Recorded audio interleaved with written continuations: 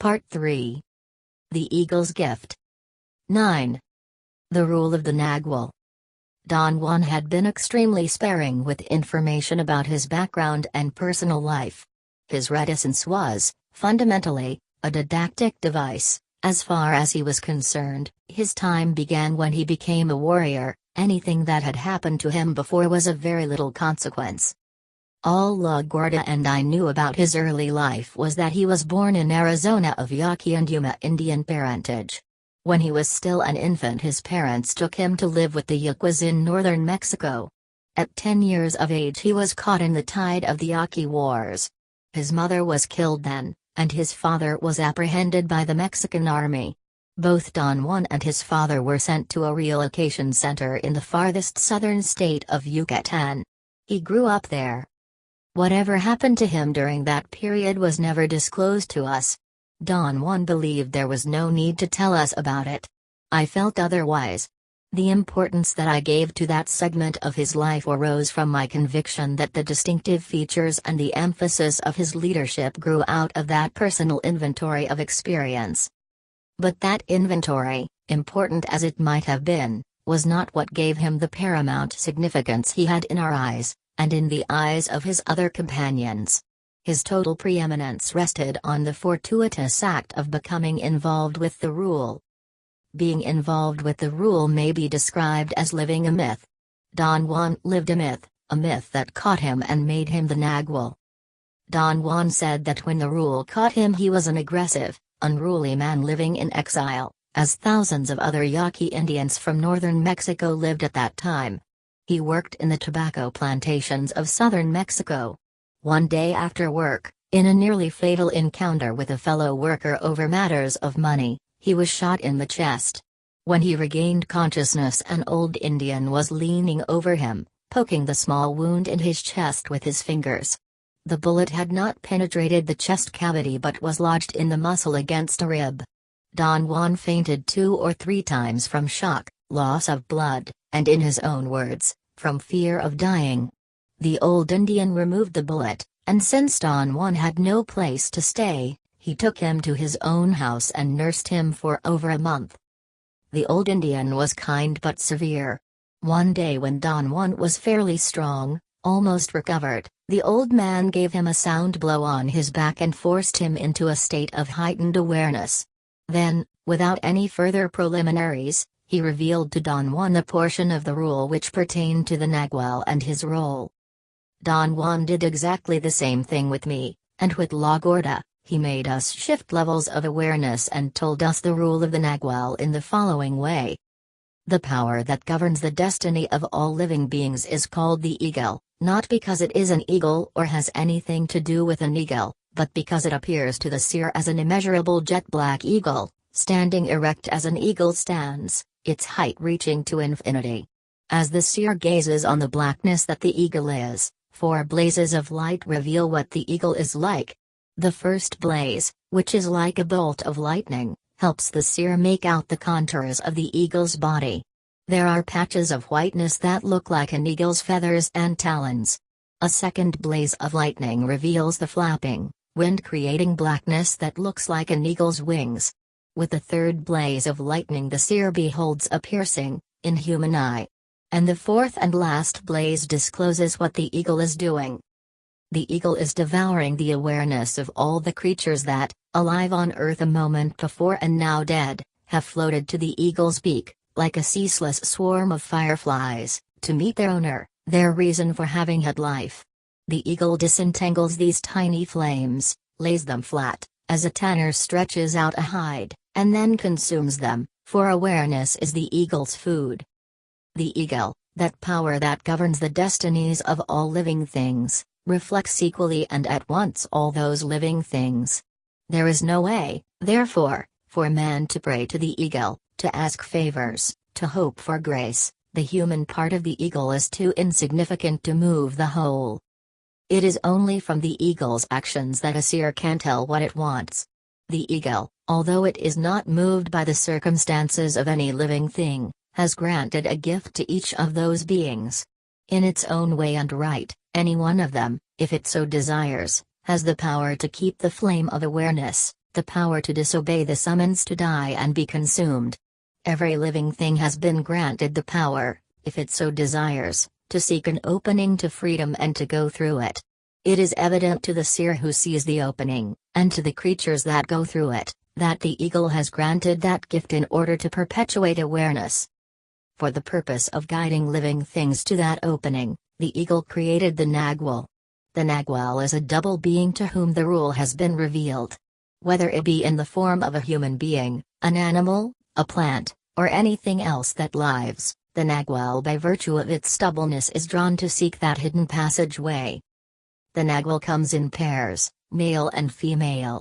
A double man and a double woman become the Nagwal only after the rule has been told to each of them, and each of them has understood it and accepted it in full. To the eye of the seer, a Nagwal man or Nagwal woman appears as a luminous egg with 4 compartments. Unlike the average human being, who has 2 sides only, a left and a right, the Nagwal has a left side divided into 2 long sections, and a right side equally divided in 2. The eagle created the first Nagwal man and Nagwal woman as seers and immediately put them in the world to see. It provided them with 4 female warriors who were stalkers, 3 male warriors, and 1 male courier, whom they were to nourish, enhance, and lead to freedom. The female warriors are called the 4 directions, the 4 corners of a square, the 4 moods, the 4 winds, the 4 different female personalities that exist in the human race. The first is the East. She is called Order. She is optimistic, light-hearted, smooth, persistent like a steady breeze. The second is the North. She is called Strength. She is resourceful, blunt, direct, tenacious like a hard wind. The third is the West. She is called Feeling. She is introspective, remorseful, cunning, sly, like a cold gust of wind. The fourth is the South. She is called Growth. She is nurturing, loud, shy, warm, like a hot wind. The 3 male warriors and the courier are representative of the 4 types of male activity and temperament. The first type is the knowledgeable man, the scholar, a noble, dependable, serene man, fully dedicated to accomplishing his task, whatever it may be. The second type is the man of action, highly volatile, a great humorous fickle companion. The third type is the organizer behind the scenes, the mysterious, unknowable man. Nothing can be said about him because he allows nothing about himself to slip out. The courier is the fourth type. He is the assistant, a taciturn, somber man who does very well if properly directed but who cannot stand on his own. In order to make things easier, the eagle showed the Nagwal man and Nagwal woman that each of these types among men and women of the earth has specific features in its luminous body. The scholar has a sort of shallow dent, a bright depression at his solar plexus. In some men it appears as a pool of intense luminosity, sometimes smooth and shiny like a mirror without a reflection. The man of action has some fibers emanating from the area of the will. The number of fibers varies from 1 to 5, their size ranging from a mere string to a thick, whip-like tentacle up to 8 feet long. Some have as many as 3 of these fibers developed into tentacles. The man behind the scenes is recognized not by a feature but by his ability to create, quite involuntarily, a burst of power that effectively blocks the attention of seers. When in the presence of this type of man, seers find themselves immersed in extraneous detail rather than seeing. The assistant has no obvious configuration. To seers he appears as a clear glow in a flawless shell of luminosity. In the female realm, the East is recognized by the almost imperceptible blotches in her luminosity, something like small areas of discoloration. The North has an overall radiation. She exudes a reddish glow, almost like heat. The West has a tenuous film enveloping her, a film which makes her appear darker than the others. The South has an intermittent glow. She shines for a moment and then gets dull, only to shine again. The Nagwal man and the Nagwal woman have 2 different movements in their luminous bodies. Their right sides wave, while their left sides whirl. In terms of personality, the Nagwal man is supportive, steady, unchangeable. The Nagwal woman is a being at war and yet relaxed, ever aware but without strain. Both of them reflect the four types of their sex, as four ways of behaving. The first command that the eagle gave the Nagwal man and Nagwal woman was to find, on their own, another set of four female warriors, four directions, who were the exact replicas of the stalkers but who were dreamers. Dreamers appear to a seer as having an apron of hair-like fibers at their midsections. Stalkers have a similar apron-like feature, but instead of fibers the apron consists of countless small, round protuberances. The 8 female warriors are divided into 2 bands, which are called the right and left planets. The right planet is made up of 4 stalkers, the left of 4 dreamers. The warriors of each planet were taught by the eagle the rule of their specific task. Stalkers were taught stalking, dreamers were taught dreaming. The 2 female warriors of each direction live together. They are so alike that they mirror each other, and only through impeccability can they find solace and challenge in each other's reflection. The only time when the 4 dreamers or 4 stalkers get together is when they have to accomplish a strenuous task, but only under special circumstances should the 4 of them join hands, for their touch fuses them into one being and should be used only in cases of dire need, or at the moment of leaving this world. The 2 female warriors of each direction are attached to one of the males, in any combination that is necessary. Thus they make a set of 4 households, which are capable of incorporating as many warriors as needed. The male warriors and the courier can also form an independent unit of 4 men, or each can function as a solitary being, as dictated by necessity. Next the Nagwal and his party were commanded to find 3 more couriers. These could be all males or all females or a mixed set, but the male couriers had to be of the 4th type of man, the assistant, and the females had to be from the south. In order to make sure that the first Nagwal man would lead his party to freedom and not deviate from that path or become corrupted, the eagle took the Nagwal woman to the other world to serve as a beacon, guiding the party to the opening. The Nagwal and his warriors were then commanded to forget. They were plunged into darkness and were given new tasks, the task of remembering themselves, and the task of remembering the eagle. The command to forget was so great that everyone was separated. They did not remember who they were. The eagle intended that if they were capable of remembering themselves again, they would find the totality of themselves. Only then would they have the strength and forbearance necessary to seek and face their definitive journey. Their last task, after they had regained the totality of themselves, was to get a new pair of double beings and transform them into a new Nagwal man and a new Nagwal woman by virtue of revealing the rule to them. And just as the first Nagwal man and Nagwal woman had been provided with a minimal party, they had to supply the new pair of Nagwals with 4 female warriors who were stalkers, 3 male warriors, and 1 male courier. When the first Nagwal and his party were ready to go through the passageway, the first Nagwal woman was waiting to guide them. They were ordered then to take the new Nagwal woman with them to the other world to serve as a beacon for her people, leaving the new Nagwal man in the world to repeat the cycle.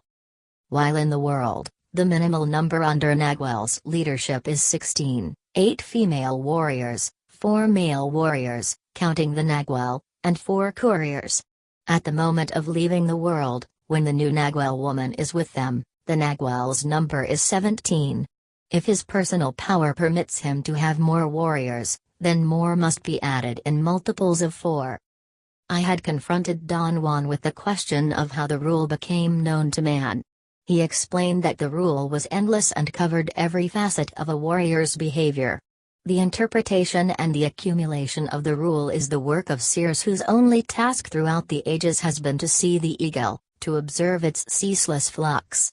From their observations, the seers have concluded that, providing the luminous shell that comprises one's humanness has been broken, it is possible to find in the eagle the faint reflection of man.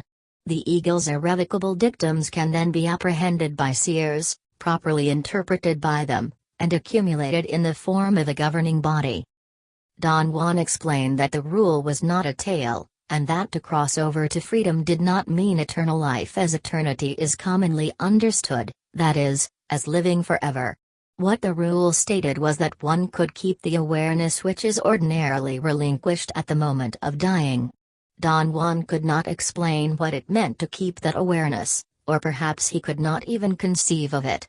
His benefactor had told him that at the moment of crossing, one enters into the third attention, and the body in its entirety is kindled with knowledge. Every cell at once becomes aware of itself, and also aware of the totality of the body. His benefactor had also told him that this kind of awareness is meaningless to our compartmentalized minds. Therefore the crux of the warrior's struggle was not so much to realize that the crossing over stated in the rule meant crossing to the third attention, but rather to conceive that there exists such an awareness at all. Don Juan said that in the beginning the rule was to him something strictly in the realm of words. He could not imagine how it could lapse into the domain of the actual world and its ways. Under the effective guidance of his benefactor, however, and after a great deal of work, he finally succeeded in grasping the true nature of the rule, and totally accepted it as a set of pragmatic directives rather than a myth. From then on, he had no problem in dealing with the reality of the third attention. The only obstacle in his way arose from his being so thoroughly convinced that the rule was a map that he believed he had to look for a little opening in the world, a passageway. Somehow he had become needlessly stuck at the first level of a warrior's development. Don Juan's own work as a leader and teacher, as a result, was directed at helping the apprentices, and especially me, to avoid repeating his mistake.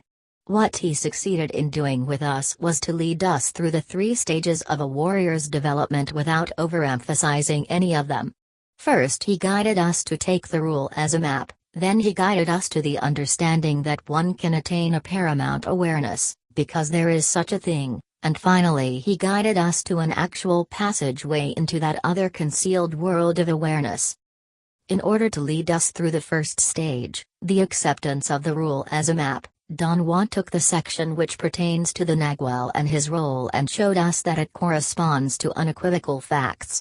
He accomplished this by allowing us to have, while we were in stages of heightened awareness, an unrestricted interaction with the members of his group, who were the living personifications of the 8 types of people described by the rule.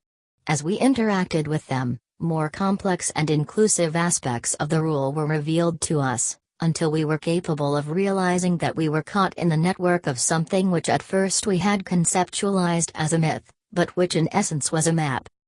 Don Juan told us that in this respect his case had been identical to ours. His benefactor helped him go through that first stage by allowing him the same type of interaction. To that effect he made him shift back and forth from the right side to the left side awareness, just as Don Juan had done to us. On the left side, he introduced him to the members of his own group, the 8 female and 3 male warriors, and the 4 couriers, who were, as is mandatory, the strictest examples of the types described by the rule. The impact of knowing them and dealing with them was staggering to Don Juan. Not only did it force him to regard the rule as a factual guide, but it made him realize the magnitude of our unknown possibilities. He said that by the time all the members of his own group had been gathered, he was so deeply committed to the warrior's way that he took for granted the fact that, without any overt effort on anybody's part, they had turned out to be perfect replicas of the warriors of his benefactor's party. The similarity of their personal likes, dislikes, affiliations, and so forth, was not a result of imitation. Don Juan said that they belonged, as the rule had stated, to specific blocks of people who had the same input and output. The only differences among members of the same block were in the pitch of their voices, the sound of their laughter. In trying to explain to me the effects that the interaction with his benefactor's warriors had had on him, Don Juan touched on the subject of the very meaningful difference between his benefactor and himself in how they interpreted the rule, and also in how they led and taught other warriors to accept it as a map. He said that there are 2 types of interpretations, universal and individual. Universal interpretations take the statements that make up the body of the rule at face value. An example would be to say that the eagle does not care about man's actions and yet it has provided man with a passageway to freedom. An individual interpretation, on the other hand, is a current conclusion arrived at by seers using universal interpretations as premises. An example would be to say that because of the eagle's lack of concern I would have to make sure that my chances to reach freedom are enhanced, perhaps by my own dedication. According to Don Juan, he and his benefactor were quite different in the methods they used to lead their wards. Don Juan said that his benefactor's mode was severity, he led with an iron hand, and following his conviction that with the eagle free handouts are out of the question, he never did anything for anyone in a direct way. Instead, he actively helped everyone to help themselves. He considered that the eagle's gift of freedom is not a bestowal but a chance to have a chance. Don Juan, although he appreciated the merits of his benefactor's method, disagreed with it. Later on, when he was on his own, he himself saw that it wasted precious time. For him it was more expedient to present everyone with a given situation and force them to accept it, rather than wait until they were ready to face it on their own.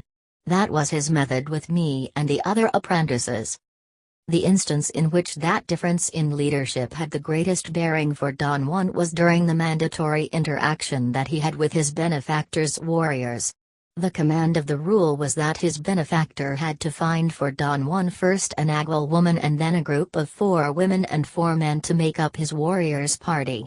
His benefactor saw that Don Juan did not yet have enough personal power to assume the responsibility of a Nagual woman, and so he reversed the sequence and asked the females of his own group to find Don Juan the 4 women first, and then the 4 men. Don Juan confessed that he was enthralled with the idea of such a reversal. He had understood that those women were for his use, and in his mind that meant sexual use. His downfall, however, was to reveal his expectations to his benefactor, who immediately put Don Juan in contact with the men and women of his own party and left him alone to interact with them. For Don Juan, to meet those warriors was a true ordeal, not only because they were deliberately difficult with him, but because the nature of that encounter is meant to be a breakthrough. Don Juan said that interaction in the left side awareness cannot take place unless all the participants share that state. This was why he would not let us enter into the left side awareness except to carry on our interaction with his warriors. That was the procedure his benefactor had followed with him. Don Juan gave me a brief account of what had taken place during his first meeting with the members of his benefactor's group. His idea was that I could use his experience perhaps as a sample of what to expect. He said that his benefactor's world had a magnificent regularity. The members of his party were Indian warriors from all over Mexico. At the time he met them they lived in a remote mountainous area in southern Mexico. Upon reaching their house, Don Juan was confronted with 2 identical women, the biggest Indian women he had ever seen. They were sulky and mean, but had very pleasing features. When he tried to go between them, they caught him between their enormous bellies, grabbed his arms, and started beating him up. They threw him to the ground and sat on him, nearly crushing his rib cage. They kept him immobilized for over 12 hours while they conducted on-the-spot negotiations with his benefactor, who had to talk non-stop throughout the night, until they finally let Don Juan get up around mid-morning. He said that what scared him the most was the determination that showed in the eyes of those women. He thought he was done for, that they were going to sit on him until he died, as they had said they would. Normally there should have been a waiting period of a few weeks before meeting the next set of warriors, but due to the fact that his benefactor was planning to leave him in their midst, Don Juan was immediately taken to meet the others. He met everyone in one day and all of them treated him like dirt. They argued that he was not the man for the job, that he was too coarse and way too stupid, young but already senile in his ways. His benefactor argued brilliantly in his defense. He told them that they could change those conditions, and that it should be an ultimate delight for them and for Don Juan to take up that challenge. Don Juan said that his first impression was right. For him there was only work and hardship from then on. The women saw that Don Juan was unruly and could not be trusted to fulfill the complex and delicate task of leading 4 women. Since they were seers themselves, they made their own individual interpretation of the rule and decided that it would be more helpful for Don Juan to have the 4 male warriors first and then the 4 females. Don Juan said that their seeing had been correct, because in order to deal with women warriors, a Nagual has to be in a state of consummate personal power, a state of serenity and control in which human feelings play a minimal part, a state which at the time was inconceivable for him. His benefactor put him under the direct supervision of his 2 Westerly women, the most fierce and uncompromising warriors of them all. Don Juan said that all Westerly women, in accordance with the rule, are raving mad and have to be cared for. Under the duress of dreaming and stalking, they lose their right sides, their minds. Their reason burns up easily due to the fact that their left side awareness is extraordinarily keen. Once they lose their rational side, they are peerless dreamers and stalkers, since they no longer have any rational ballast to hold them back. Don Juan said that those women cured him of his lust. For 6 months he spent most of his time in a harness suspended from the ceiling of their rural kitchen, like a ham that was being smoked, until he was thoroughly purified from thoughts of gain and personal gratification. Don Juan explained that a leather harness is a superb device for curing certain maladies that are not physical. The idea is that the higher a person is suspended and the longer that person is kept from touching the ground, dangling in midair, the better the possibilities of a true cleansing effect. While he was being cleansed by the Westerly warriors, the other women were involved in the process of finding the men and the women for his party. It took years to accomplish this. Don Juan, meantime, was forced to interact with all his benefactors' warriors by himself. The presence of those warriors and his contact with them was so overwhelming to Don Juan that he believed he would never get out from under them. The result was his total and literal adherence to the body of the rule. Don Juan said that he spent irreplaceable time pondering the existence of an actual passageway into the other world. He viewed such a concern as a pitfall to be avoided at all costs. To protect me from it, he allowed the required interaction with the members of his group to be carried on while I was protected by the presence of La Gorda or any of the other apprentices. In my case, meeting Don Juan's warriors was the end result of a long process. There was never any mention of them in casual conversations with Don Juan. I knew of their existence solely by inference from the rule, which he was revealing to me in installments. Later on, he admitted that they existed, and that eventually I would have to meet them. He prepared me for the encounter by giving me general instructions and pointers. He warned me about a common error, that of overestimating the left side awareness, of becoming dazzled by its clarity and power. He said that to be in the left side awareness does not mean that one is immediately liberated from one's folly, it only means an extended capacity for perceiving, a greater facility to understand and learn, and above all, a greater ability to forget. As the time approached for me to meet Don Juan's own warriors, he gave me a scanty description of his benefactor's party, again as a guideline for my own use. He said that to a non-looker, his benefactor's world may have appeared at certain times as consisting of 4 households. The first was formed by the southerly women and the Nagual's courier, the second by the easterly women, the scholar, and a male courier, the third by the northerly women, the man of action, and another male courier, and the fourth by the westerly women, the man behind the scenes, and a third male courier. At other times that world may have seemed to be composed of groups. There was a group of 4 thoroughly dissimilar older men, who were Don Juan's benefactor and his 3 male warriors. Then a group of 4 men who were very similar to one another, who were the couriers. A group composed of 2 sets of apparently identical female twins who lived together and were the southerly and easterly women. And 2 other sets of apparently sisters, who were the northerly and westerly women. None of these women were relatives, they just looked alike because of the enormous amount of personal power that Don Juan's benefactor had. Don Juan described the southerly women as being 2 mastodons, scary in appearance but very friendly and warm. The easterly women were very beautiful, fresh and funny, a true delight to the eyes and the ears. The northerly women were utterly womanly, vain, coquettish, concerned with their aging, but also terribly direct and impatient. The westerly women were mad at times, and at other times they were the epitome of severity and purpose. They were the ones who disturbed Don Juan the most, because he could not reconcile the fact that they were so sober, kind, and helpful with the fact that at any given moment they could lose their composure and be raving mad. The men, on the other hand, were in no way memorable to Don Juan. He thought that there was nothing remarkable about them. They seemed to have been thoroughly absorbed by the shocking force of the women's determination and by his benefactor's overpowering personality.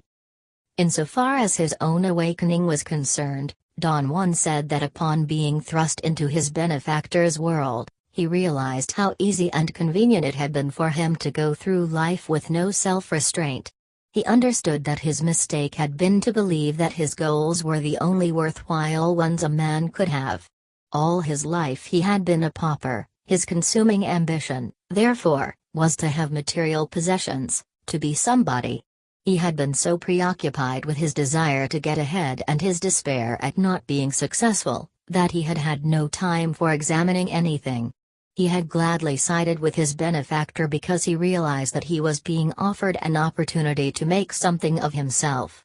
If nothing else, he thought he might learn to be a sorcerer. He conceived that immersion in his benefactor's world might have an effect on him analogous to the effect of the Spanish conquest on the Indian culture. It destroyed everything, but it also forced a shattering self-examination. My response to the preparations to meet Don Juan's party of warriors was not, strangely enough, awe or fear, but a petty intellectual concern about two topics. The first was the proposition that there are only 4 types of men and 4 types of women in the world. I argued with Don Juan that the range of individual variation in people is too great for such a simple scheme. He disagreed with me. He said that the rule was final, and that it did not allow for an indefinite number of types of people. The second topic was the cultural context of Don Juan's knowledge. He did not know that himself. He viewed it as the product of a sort of pan-Indianism. His conjecture about its origin was that at one time, in the Indian world prior to the conquest, the handling of the second attention became vitiated. It was developed without any hindrance over perhaps thousands of years, to the point that it lost its strength.